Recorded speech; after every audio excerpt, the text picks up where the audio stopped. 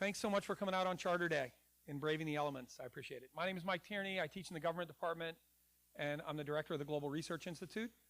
This is one of my favorite events of the year. GRI has been kind of like a wandering entity at William & Mary for the last 23 years. We started in the basement of Morton Hall, and we've moved 5 times to wherever we could find space. But some of you know this. We just came from the Gates Hall topping ceremony. That means that we got to sign the beam that will be at the top of Gates Hall, which is going to be our new research home. So after 23 years of wandering the campus of William & Mary, we're going to be in a building that is fit for purpose. It is built to enable student-faculty research collaboration. And I want to show you today the front end of student-faculty research collaboration. So a theme that is embedded in all the research projects at GRI is that students are involved in one way or another. And the 2 longest serving and largest research projects at GRI, they've been in existence for 23 years, both of them came from student ideas. Students talking to faculty members, coming up with an idea, and then nurturing it at a place that can support that kind of thing. And so if you've heard of Aid Data or TRIP, these are both externally funded research projects that matter in academic disciplines, and they matter for solving real-world problems. Most research universities in this country do not take the ideas of 18 and 19-year-olds seriously, and I think it's a mistake. I think the proof is in the pudding when you look at the success of some of the projects that have persisted here at William & Mary. And I think today, when you hear some of these new ideas from these 18 and 19-year-olds, you'll understand why it's crazy not to listen to your students when they have ideas. So right now what I want to do is turn it over to Kelly Hauk. She's in charge of our student innovation program at the Global Research Institute. Kelly is not only a fantastic mentor for students, she is herself a William & Mary alum from the class of 2012. Kelly?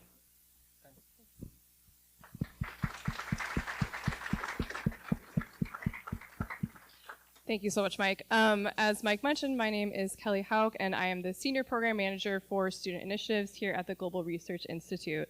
It's my pleasure to welcome you all here today, this Saturday afternoon. Thank you for spending your time with us to enjoy our Charter Day Student Innovation Research Showcase.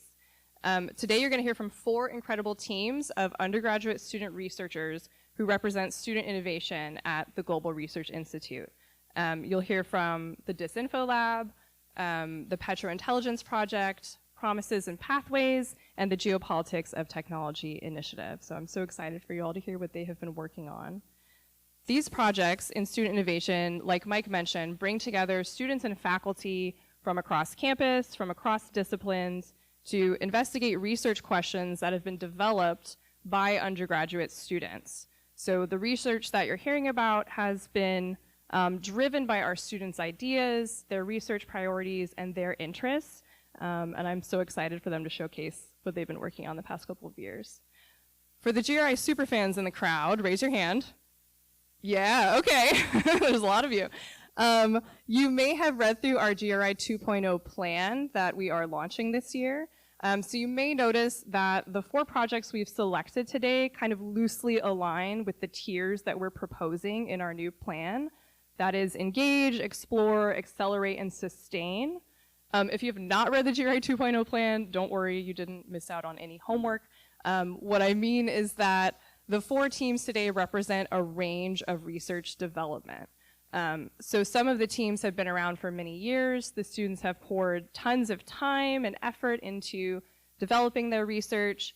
Maybe they've presented at conferences, maybe they've published in external venues, maybe in the case of Geotech, they convened their own annual forum, which is so amazing.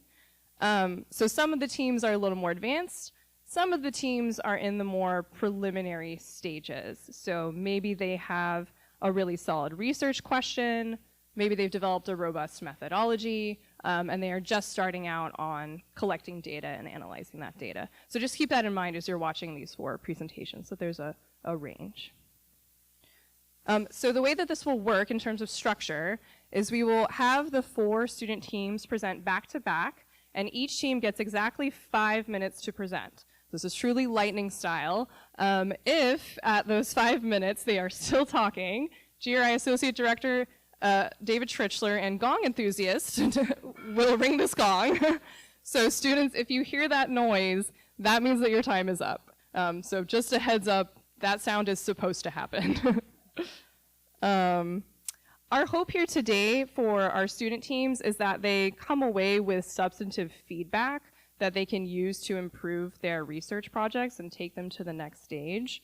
And to attain that goal, we've organized 2 mechanisms. So the first is that we've convened a wonderful panel of 3 discussants who I will introduce now. So first, some applause. First, we have Dr. Alex Josie. She is an associate teaching professor and the director of strategic initiatives at William & Mary's Public Policy Program. So thank you, Dr. Josie, for being here. Next up, we have Margaret Hugh. She is the Davison Douglas Professor of Law and the director of the Digital Democracy Lab at the William & Mary Law School. So thank you, Margaret. We really appreciate it. And last but not least, we have Nitya Lab. She is the Schwartzman Academy Fellow for the International Security Program at Chatham House. But more importantly, she is a GRI and William & Mary alum from the class of 2022. So thank you, Nitya, as well, for being here. Applause. That's right. So that's our first mechanism. The second mechanism we've devised to get our students substantive feedback is that following this main presentation, the 4 student groups are going to break out into breakout rooms. Some of you have received an assignment from Mike Tierney earlier this week in which you were assigned to one of those rooms. If you're going to the Disinfo Lab room, you'll be in room 220, and Ryan Musto will lead you there. Ryan's all the way in the back, raising his hand. There he is.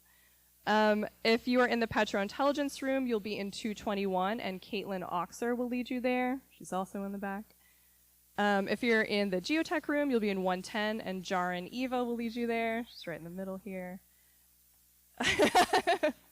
And then if you're in the Promises and Pathways room, you'll be in room 111, and Candace Vinson will lead you there. Candace is right next to Jarin. How easy is that? I'll repeat that at the end, so don't feel like you have to memorize that right now, but just a heads up. If you're not in a breakout room, if you did not get an assignment, don't worry. Out in the atrium, as you may have seen, we have coffee, hot chocolate, cookies. Mike and David and other GRI staff will be out there to mingle with you and chat with you. And also, we have some of our 2025 summer fellows presenting research posters, and they're really excited to talk to you about how they've actually continued to work on the research that they conducted last summer in Bosnia, Georgia, Kenya, and Tanzania. So some of them have turned their summer research into honors theses. Some of them have written op-eds and white papers that have been published. Others are presenting at academic conferences. And some are even working on peer-reviewed papers for academic journals with their faculty supervisors. So please chat with them afterwards. I think that's enough from me. Are we ready to get started? Yes, let's go. Okay. So first up, let's welcome Disinfo Lab with Nathaniel, Akash, and Sam.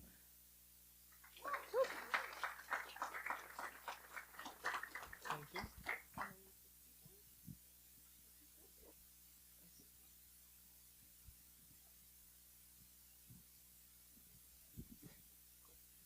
Hello, everyone. My name is Nathaniel, and I'm the co-director and the lead engineer of Disinfo Lab.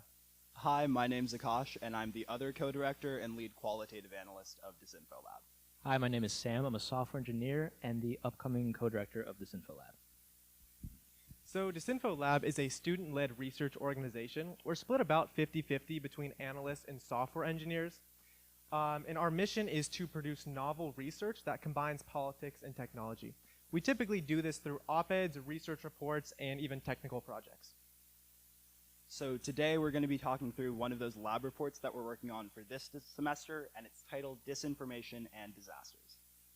So to overview the report that we'll be working on, we're going to look at the misinformation and disinformation spread during 3 specific cases of natural disasters in 2025. The cases that we've chosen include the Palisades Fire in North America, Hurricane Melissa in the Caribbean, and Typhoon Ragasa in Southeast Asia. Now, we chose these 3 case studies because they're all particularly severe, recent, and they cover multiple regions of the world. And the idea is that the insights we gain from this research can inform practitioners as they respond to increasingly severe disasters globally. So to talk through the methodology we'll be using for our report, we're going to start by gathering fact-check posts for each storm. Now, we'll get into the details of how we collect those posts in a little bit, but the idea is we as the undergraduates aren't doing that fact-checking ourselves. Then we're also going to examine any reposts of those initial fact-check claims in the information environment. That way we can collect further spread of that information across these regions. Next, we're going to look at the key narratives that are in those posts. This can include things like where the natural disaster is hitting and what funds were used to try and respond to these disasters. And lastly, we're going to look at some external data to try and identify potential impacts of these narratives. Now, we want to be clear about some of the limitations of the research that we're doing. We as undergraduates are not analyzing and fact-checking these posts ourselves. We're going to leave that to people who are certified and are accredited to do that kind of work. But then also, we're going to be looking at potential impacts and not the impacts directly. We don't have the authority to say X post caused Y action, and so we'll be very clear about that in our conclusions. So Akash mentioned that we're going to be using fact-checked posts. We get our fact-check posts from news organizations that are part of the IFCN. So the International Fact-Checking Network is a standard that every 2 years news organizations must apply to in order to claim that they can fact-check information. So it's important if you're looking at a fact-checked article to see if that news organization is part of the IFCN. 2 that you may recognize are Reuters and Snopes. There's over 160 news organizations that are part of the IFCN, and about 15 are specifically from the United States. So we're going to be using fact-check posts. There's 2 types of fact-checked articles on these IFCN news organization websites. One of them, as you can see at the top right, is an article on a viral post, and at the bottom you can see an article on a general claim. We're going to be focusing on the articles that are attached to viral posts, just because it's easier to get actual metrics like likes, reposts, and shares from that data. So while we have access to all this fact-checked information, it's scattered across all of these different IFCN-certified organizations. Our solution to this problem is FactChat. FactChat acts as a centralized database of fact-checked articles. What it does is it goes to these RSS feeds of these various fact-checking organizations and pulls and stores the articles. It then provides a nice interface to actually go and search for these articles, and it uses modern tech stacks like the ELK stack for really fast and easy queries. We've prepared a short demo just to show off how it works. And so if you look here, this is FactChat. We're going to search for the Palisades fires, and what we will get back is a series of articles from various fact-checking organizations about misinformation about the response to the Palisades fire. If we want to go and look at an article, we can go and see the article on the fact-checking org's website. And then in addition to this, we have other ways we can search for data, just so it's easy. We can search by country, by organization, and within a certain time range, just to make it as easy as possible to find the information you're interested in. Thank you.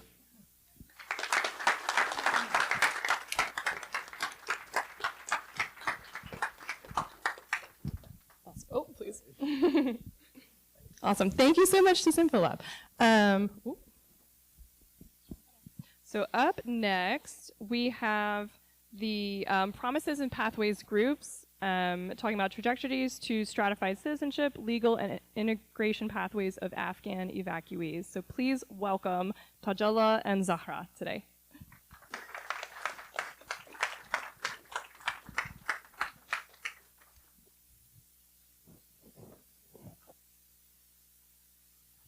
Hello everyone, my name is Zahra Rahimi, and today I'll be presenting with my colleague Tajalla Masleh. So as you all know, forced migration is one of the biggest challenges in today's world, with over 100 million people being currently displaced.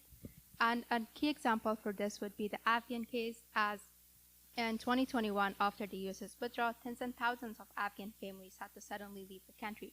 But without being given one clear pathway, they were divided into 3 different visa categories, such as special immigrant visas, humanitarian parolee, and also asylum. And all these different systems created inequalities in finding safety and also stability.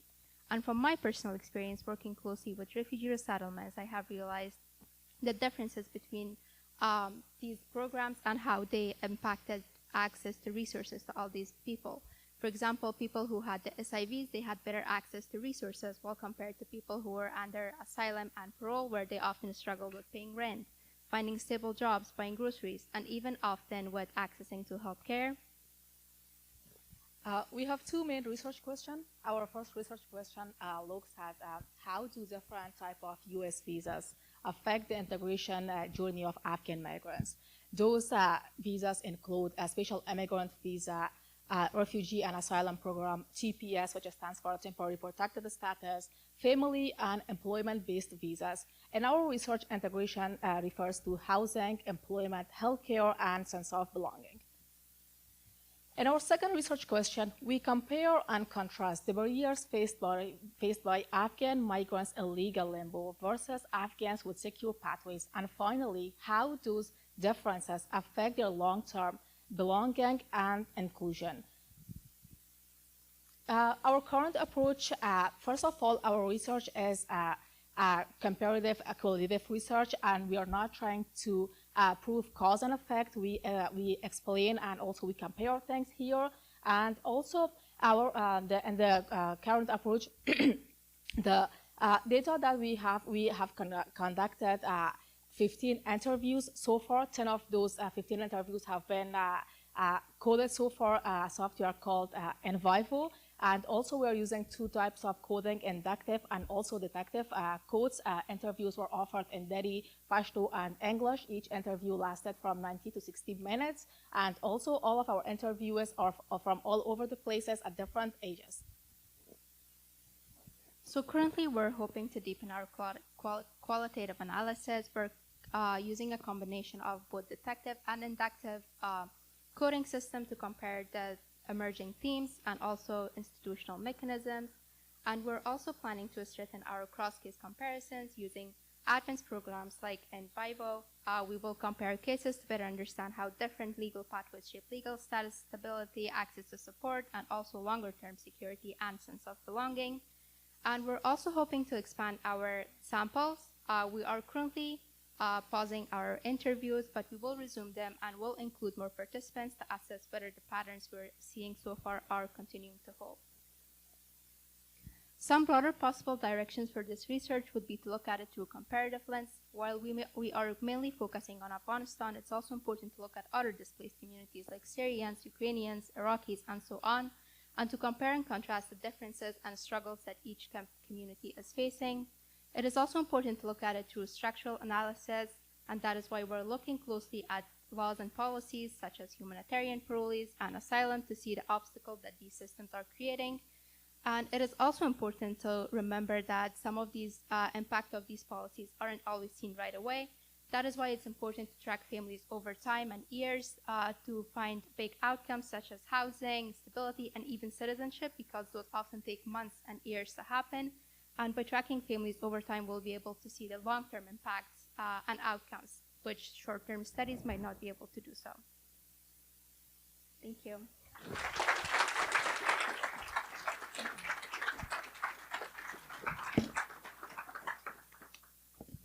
Awesome. Thank you so much, ladies. Up next, we have the Petro Intelligence Project, so please welcome Marianne and Nolan to the stage.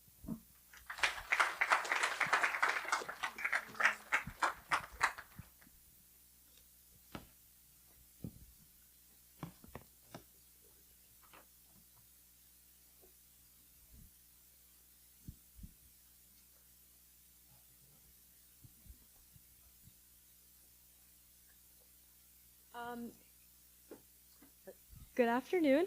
My name is Marianne, And I'm Nolan. and this is the Petro Intelligence Project with the Student Innovation Program. A recent study by the Gulf Research Center found that migrant workers make up 54% of the labor force in Gulf Cooperation Council states. As these workers have moved into the region over the past several decades, infrastructure and development projects have largely been made possible through this source of unskilled migrant labor. Just in Saudi Arabia alone, the share of migrants as a percentage of the total population has gone from 11.3% in 1974 to 41.6% in 2025. As such, this trend of a heavy reliance on migrant labor is one that still carries on today. And today, of course, we're living in a world where we're witnessing the integration of AI into systems and sectors that drive our daily lives. And in the Middle East especially, governments are taking great initiatives towards embracing this new technology as AI is being written into national strategies and is being deployed across key industries such as energy, infrastructure, and construction. Today in Saudi Arabia, only around 12 to 16% of migrant workers are defined as high-skilled workers. This means that around 70 to 75% are considered medium to low-skilled. This poses a significant issue when it comes to AI and automation, as these technologies are predicted to hit these very labor-dependent industries the hardest. 51% of surveyed low-skilled workers in Qatar reported job concerns about AI, relative to only 22% in highly skilled positions. In Saudi Arabia, meanwhile, the amount of workers concerned about AI and their employment is 15% higher than the global average. This risks creating what some scholars have deemed a skills apartheid system if digital education for these workers is not able to keep up and these individuals are left behind by a changing global economy. So this project aims to examine modern challenges that AI is posing as it becomes integrated within sectors that rely heavily on migrant labor, and we plan to focus heavily on the oil industry. So our research question asks, how are new AI technologies displacing, transforming, or reinforcing existing labor dynamics in migrant-dependent GCC economies? Right now, our project is looking at Saudi Arabia and Qatar and may expand to other GCC countries such as the Kuwait or the UAE. And then as an extension of that, our project will also explore sub-questions like how is AI being used by governments and by oil companies, and what are the long-term consequences of these developments? And as for how AI is being used today in the oil industry, we know that AI underpins Aramco's digital transformation program, which develops smart tools and data-driven tech that cuts emissions, reduces costs, and enhances performance while ensuring a reliable energy supply. A prime example of this is their upstream innovation program, where engineers have implemented AI solutions that reduce fuel gas use in boilers, improve efficiency, and detect potential leaks using fiber optic monitoring. At the Khuairis oil field, for example, more than 40,000 sensors monitor around 500 wells via an advanced process control system. And this is the first of its kind at a conventional oil field in Aramco. So this digitization has been able to increase production by 15% and double troubleshooting speed, as well as introducing cost-efficient safety procedures. And with this kind of technology in like motion-censored drones, cameras, and surveillance, the job is increasingly being left to more tech-literate positions, requiring less of that manual labor and surveillance that usually comes from on-site officers and technicians. So currently, we are developing a data set that tracks AI initiative, labor reforms, and migrant worker statistics across the Gulf economies, especially in the oil sector. And to answer our research question with this data set, we will quantify our results by assigning numerical scores to each country based on transparent indicators, such as AI adoption intensity, labor protection strength, and migrant patterns in low-skilled dependent sectors. And then using these scores, we will classify our outcomes as displacement, transformation, or reinforcement, which will give us a structured and comparable way to measure variation across cases. And because of how new these developments are, we have come across in some challenges in finding transparent data, as well as distinguishing between AI that supports these workers and AI that replaces them. But we plan to address this by triangulating corporate policy and labor data across the economies we're looking at. Finally, we anticipate that our research will contribute to 3 key contemporary challenges. Firstly, how AI is being pursued and is currently shaping critical industries across the region. Secondly, how AI is impacting workers situated within these critical industries. And third, how government policy and adoption is shaping corporate practice across the region moving into the future. And that is our presentation. Thank you very much.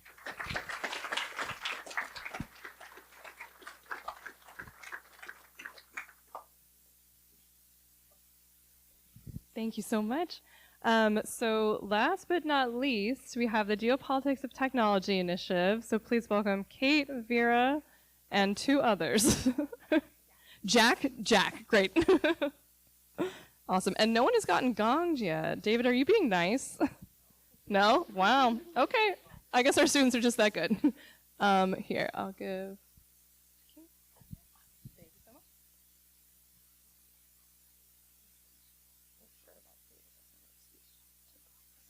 Thank you so much.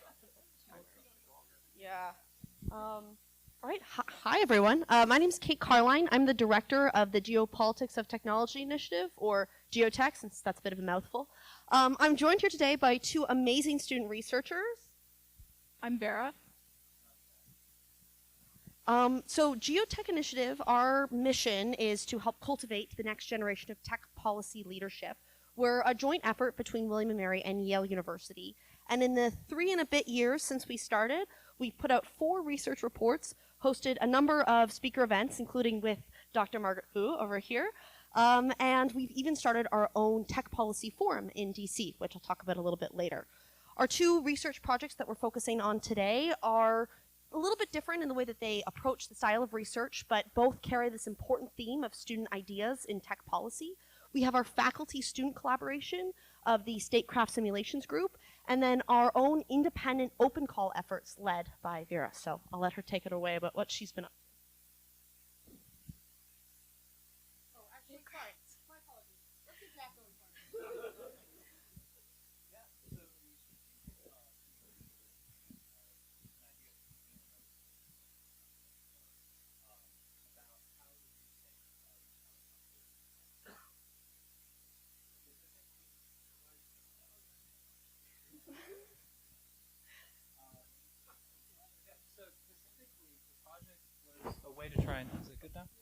The project was a way to try and rework our approach to policy to be less defensive, focusing on U.S. vulnerabilities, and rather to take a look at what China's supply chains are, where the vulnerabilities within that supply chain exist, and then how the U.S. and its allies can develop policies to exploit those vulnerabilities in a case of crisis or conflict.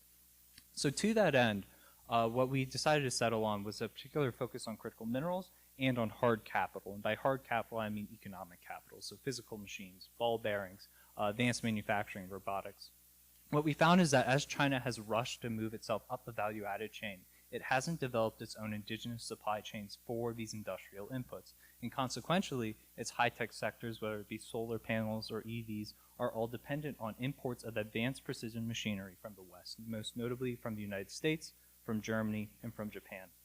So to that end, we have then developed an inter-allied policy framework for how the United States and its allies can leverage this dependency to mitigate conflict and develop a deterrence framework, specifically through developing the ability to lever inter-allied trade barriers to counter Chinese overcapacity, and the potential for the United States and its allies to develop an inter-allied export control framework to limit the export of these sensitive technologies to China. Once we did that, the second part of this project was then to wargame it. We were able to have a fortunate opportunity to cooperate with General Lyons and his team, who is a former J7 wargamer at the Joint Chiefs. And they're currently developing a wargaming model to explore this competition and these ideas which we developed on the research team with congressional staffers and with members of industry. All right, so this is my project, Community Bio. So science is widely described as a public good, and U.S. science policy plays a central role in advancing innovation, competitiveness, and safety, yet current frameworks give limited attention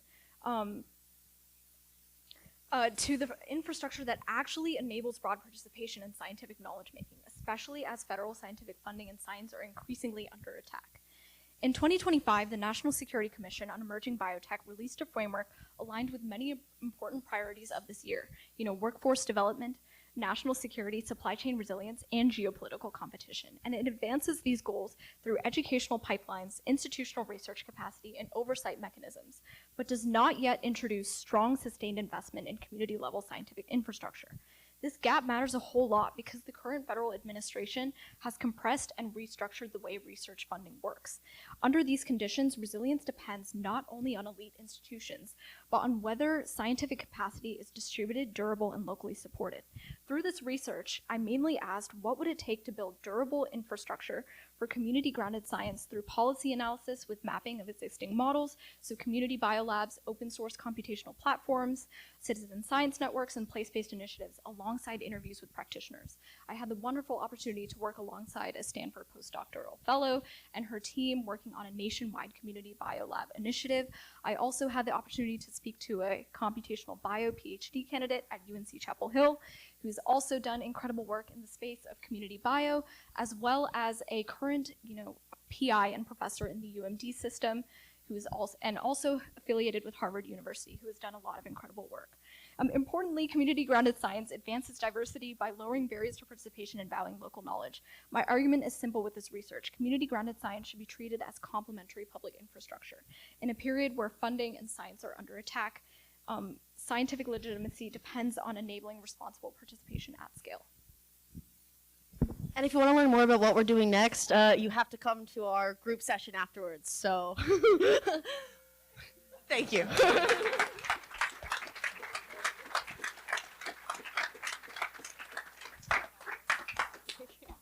Thank you so much. So what I'll do is actually, I'd like to call all the students back up.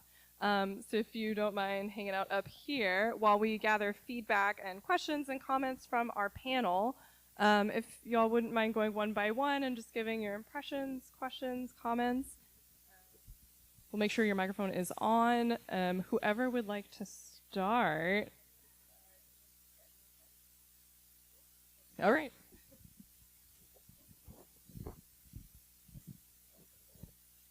Thanks so much. So if I understand correctly, we'll just go sort of team by team, or okay. So I guess starting with the first team from Disinfo Lab, one thing that really struck me is there was an article in the Bulletin of Atomic Scientists, and they do a lot about how science and existential threats pose a risk to the world. It was originally based on atomic scientists and nuclear weapons, but has now shifted to include things like disinformation. They have this great article about how AI has impacted AI imagery, and the way that it is manipulated has been used to affect disaster response and disinformation. So I thought there's already a conversation starting about this that I think your work could really plug into. And so I think you're sort of on the cutting edge. And so that's research I encourage you to sort of look into and see how your work connects. I was really interested on the range of use cases for this work. I think disaster response is really useful, but you could expand that scope. Obviously, there are many more disasters around the world. But I wanted you to tell me a little bit more about where else you think you could apply this and where you want to go to next. Do you think you're going to look at more types of disasters, or do you think actually this could be applied to different types of security risks?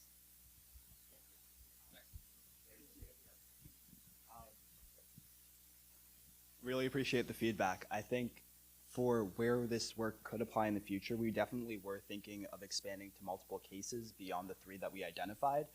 We picked those 3 because they were distinct different disasters, but if we could encompass different types, that might give us insight into what makes each disaster most vulnerable, what type of information is spread during them. In terms of your second question about where else this might be applicable, the reason we wanted to focus on disaster practitioners right now is that there's been a real big push into monitoring social media for their response work. And so there's a lot of open source platforms out there where these response practitioners can go on and try and find information about where they need to go. And so that was the insight there. But I also think that by identifying these vulnerabilities in our information environment, we could use that for whole of society resilience in the case of conflict, which is much more a security studies topic, and also in economics if we think about economic disinformation, because there tends to be malign actors who spread information about what different companies are doing or what different communities are impacted by.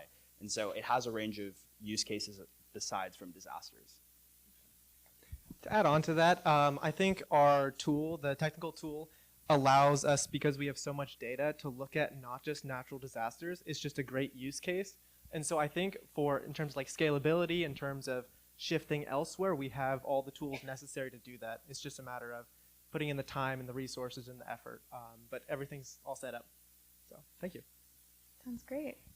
I guess I'll move on to the next group. So on forced migration pathways, I really liked the sort of discussion that you had. I might be jumping the gun a little bit, but I was curious what your initial results were. I know you said that there's more work to be done, but just based on some of the beginning work that you've done, it might be speculation, but where do you see the differences in outcomes, as you mentioned, on perceived integration in communities, economic outcomes, and then I think the follow-on is maybe how do you measure political shocks, for example, when pathways close or new immigration policies come into place. Are you tracking that over time as well? We will be, I think. I'm not sure. But for the other question, I think a lot of the emerging themes that are coming from are because we're, as we mentioned, interviewing people from all different visa categories. That is where we're getting most of the information, and I think from the interviews that we have done so far, we had different interviews with different type of visas. From our results showed that so far that SIV people who had SIV, they received more benefits, services, and they had good access to resources. They got employment faster than other people who were on temporary protected status from asylums. And also, people in legal limbo, we had an interview that I remember now. He was on a temporary protected status. When he told me his story, I was completely shocked because if you imagine you come to a new country and when you see that you are receiving no services or some promises were made, so it was kind of challenging for us also that to see those differences, and because they receive different support and resources. That sounds good. And I was curious, maybe on the policy application a little bit. These are really useful insights to compare how the different visa pathways work.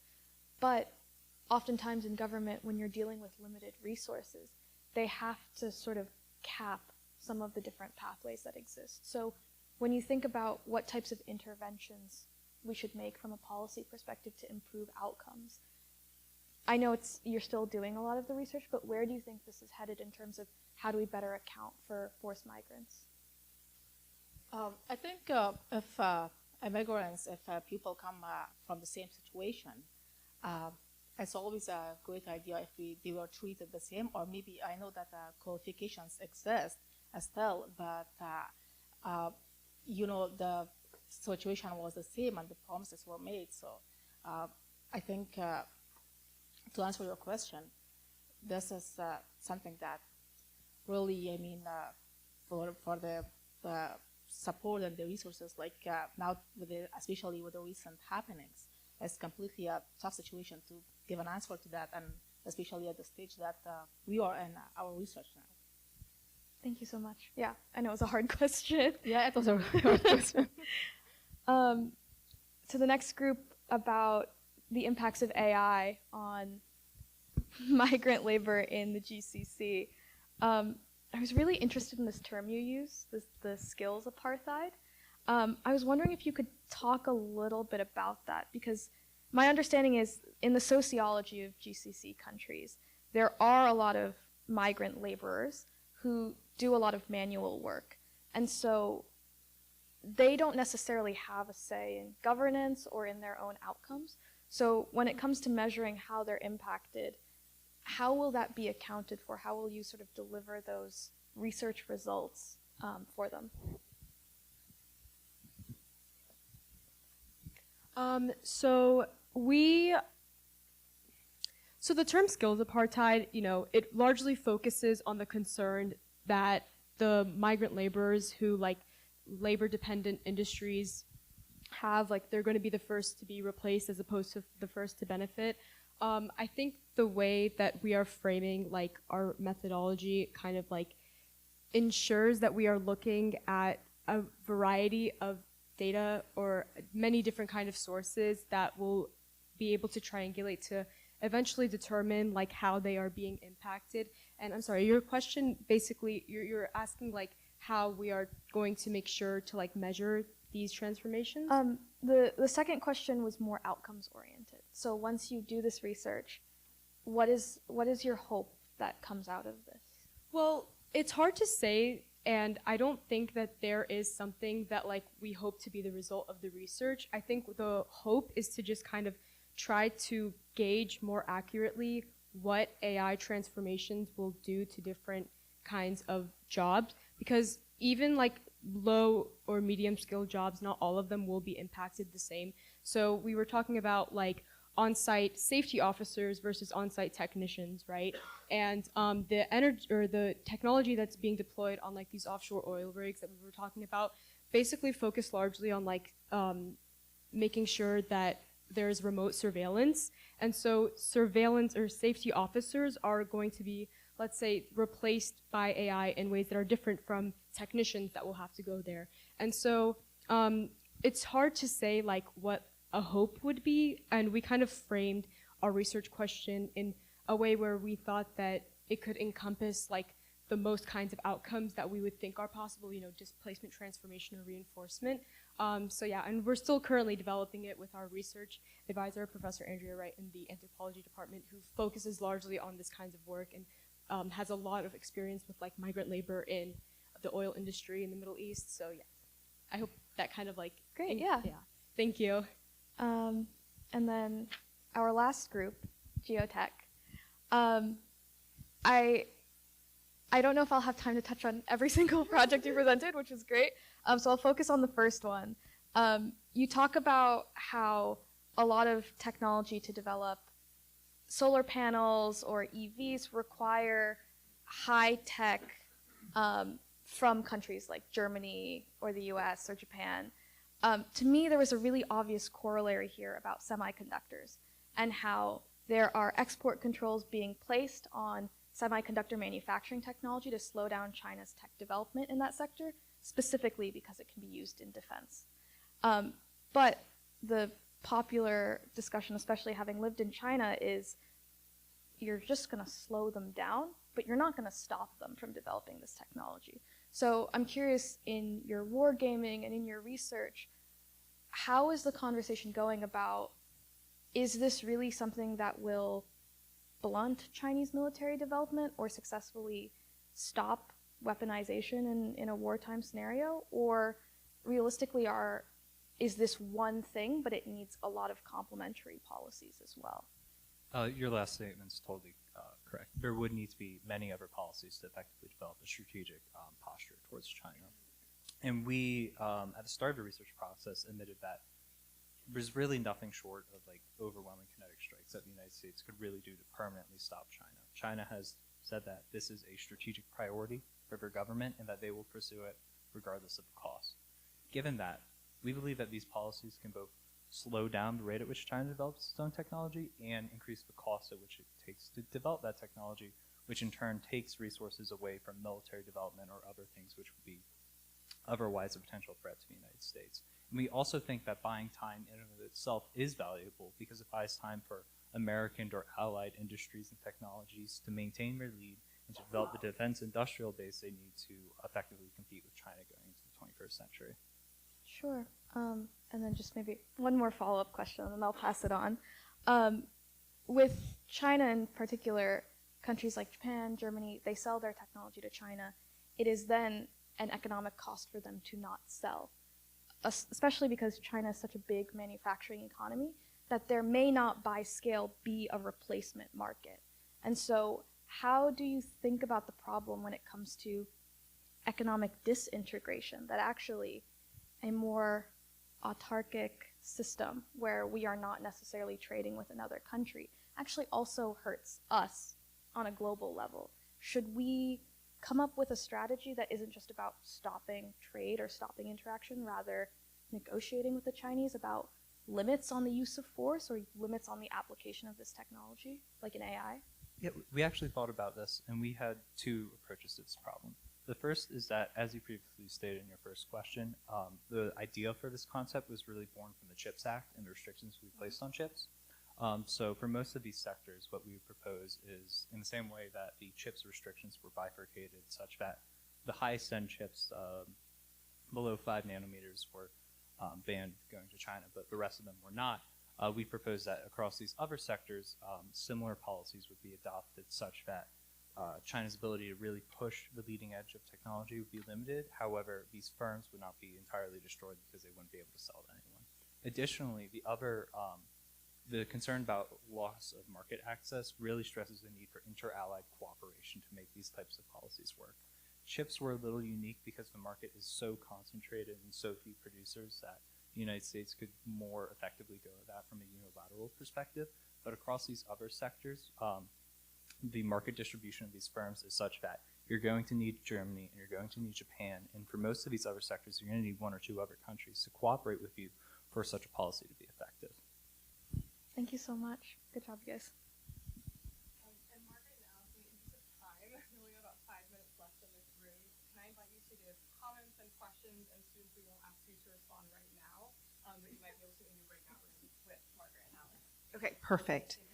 No problem. And thank you once again for all of these brilliant presentations. Really blown away, so thoughtful, and really cutting edge. And thank you to GRI for supporting undergraduate research. I'm a parent of an undergraduate. My daughter is a sophomore here, so I'm particularly proud of watching you in action here.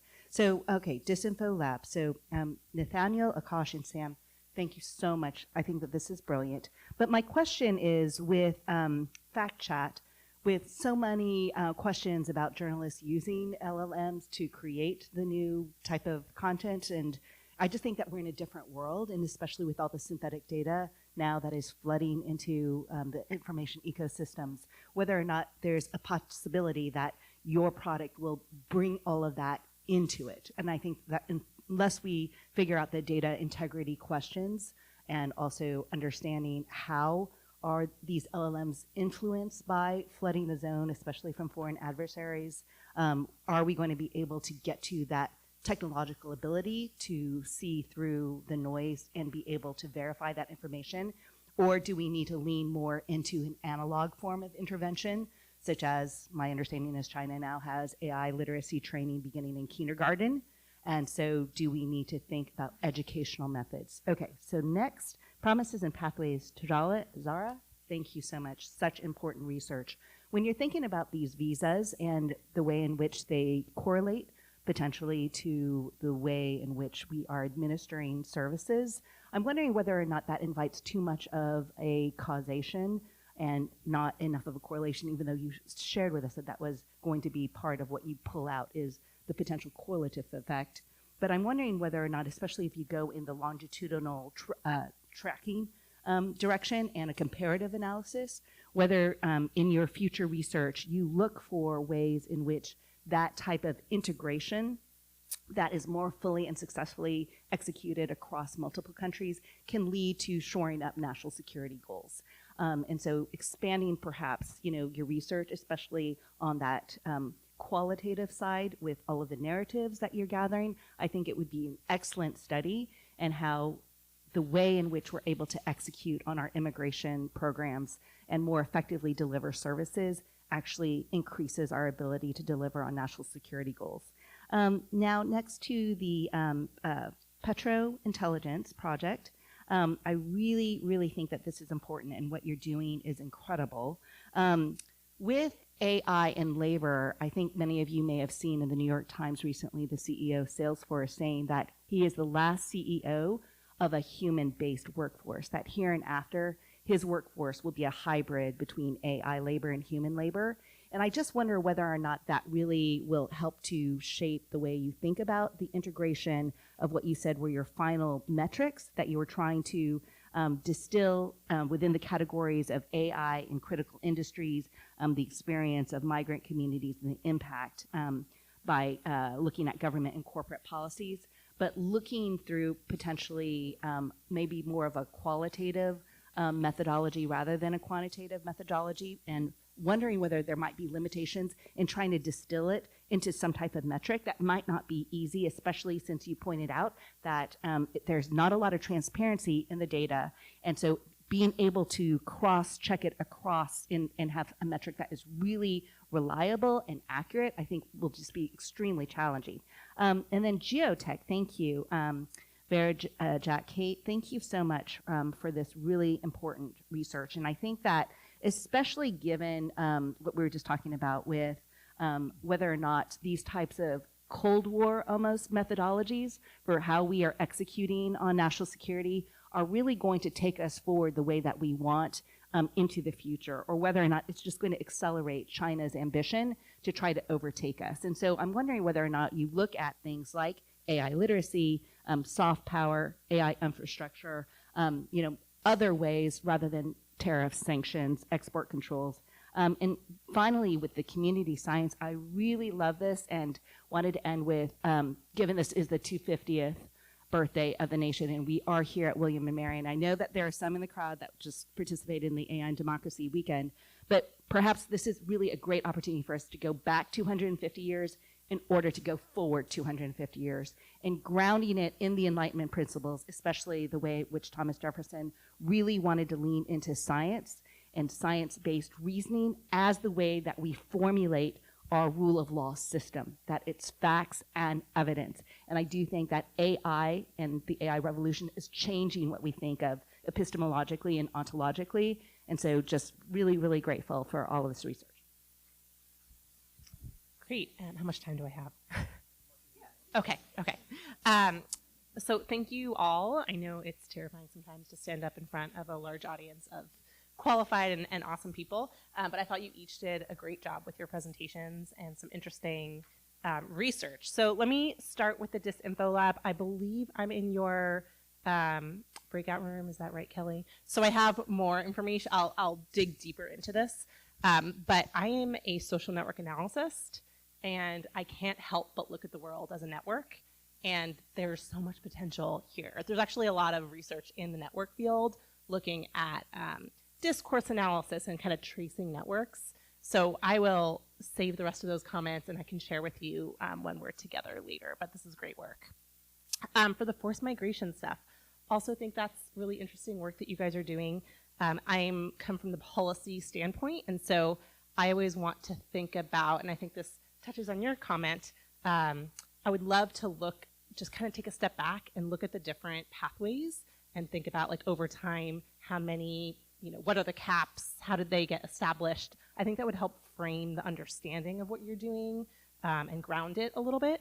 I'm also curious, and I know that you're not allowed to answer me, but I think how you choose your interviewees is really critical, and to ensure that there is variation there in terms of age. I know you were going with Afghanistan as a case study for obvious reasons, but I think being intentional about the choice of who you're interviewing to make sure that you're getting as much kind of variation as you can, I think would be really important.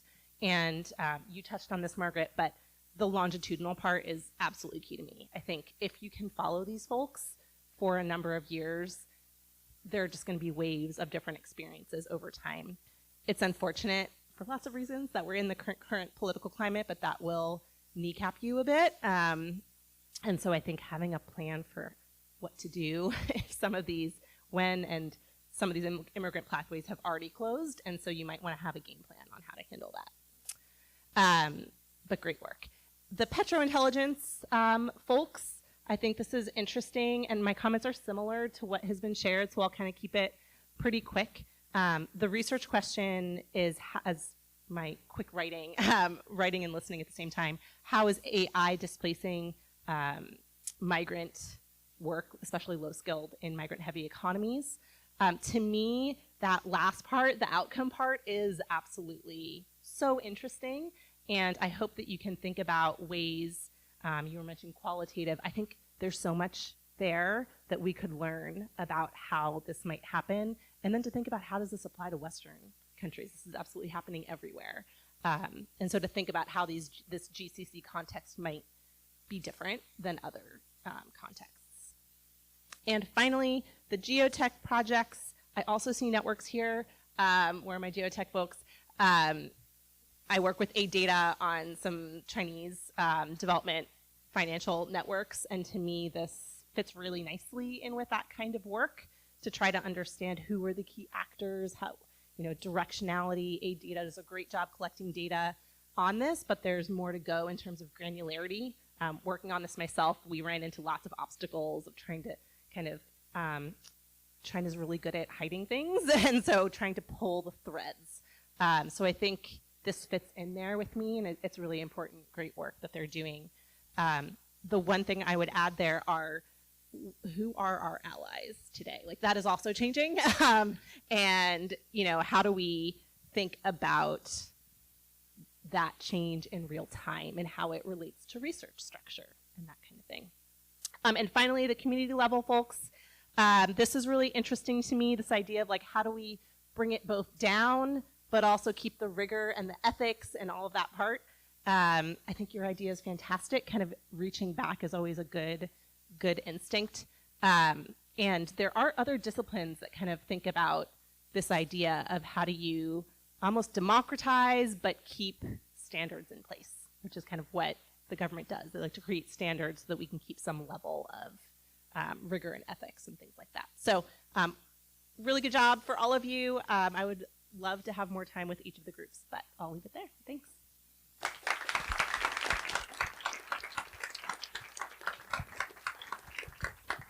Well, thank you so much to our student presenters. Thank you so much to our discussants for that really thoughtful feedback, those great questions. That is the end of our main presentation. We're now going to move into the breakout rooms. Some of you have assignments, some of you don't, but since we didn't have time for audience Q&A, if you would like to join one of the breakout rooms, you are more than welcome to. So let me just repeat the room numbers. Disinfo Lab is going to room 220 with Dr. Ryan Musto. He's in the back, so follow him. The Petrointelligence Project is going to room 221. They're going with Caitlin Oxer. She's also in the back.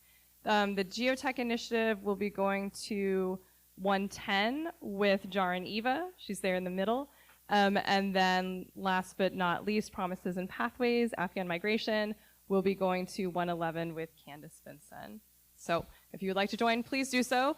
Otherwise, there's coffee, there is hot chocolate, there are cookies in the atrium, and thank you all so much for being here.